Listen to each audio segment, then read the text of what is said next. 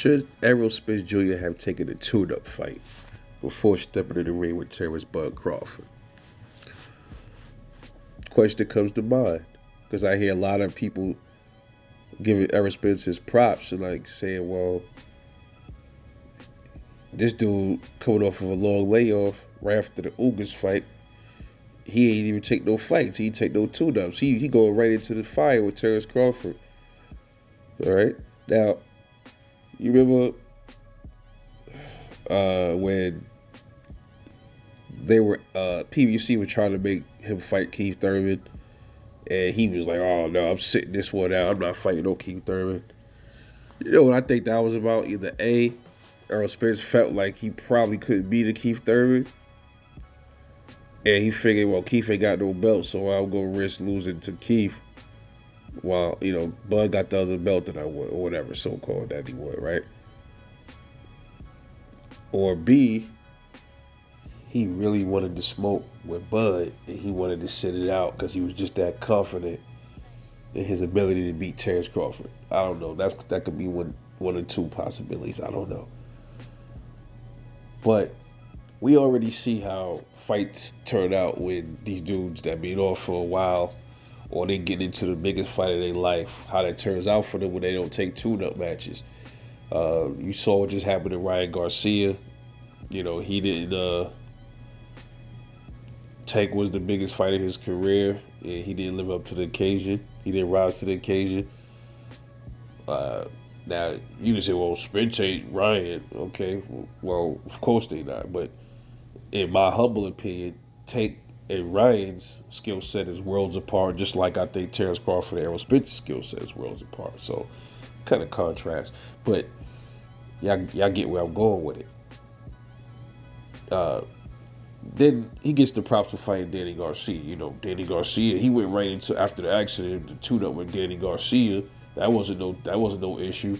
But Danny Garcia, man, was tailor-made he's tailor-made for fucking Errol Spence, man. Come on, man, stop, bro. Yeah, when are we gonna stop these games, bro? When are we gonna stop these fucking games, man? Wait. So the question remains: should Errol Spence have taken a tune-up before this Terence Crawford fight this Saturday? Me personally, what I really think, really don't matter to me one bit, one way or another. To be honest, I mean, but if I had to give an answer, I would say it would have been a good idea to take a tune-up against Terence Crawford, man.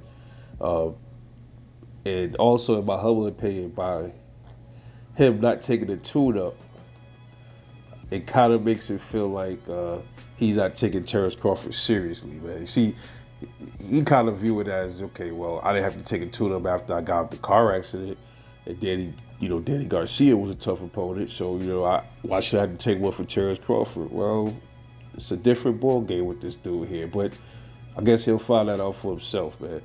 But on the other note, I kind of commend him for not taking a tune-up because he could have risked losing the belt, and then I would have fucking screwed up the whole fight between him and Terence Crawford. So you can look at it both ways, So I'm kind of glad he didn't do that. He held out a little bit.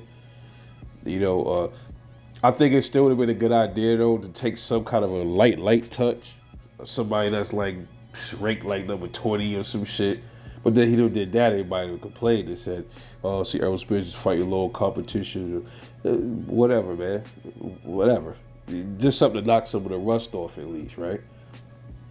But even in those fights, you never know. It could be somebody that's ranked like 20.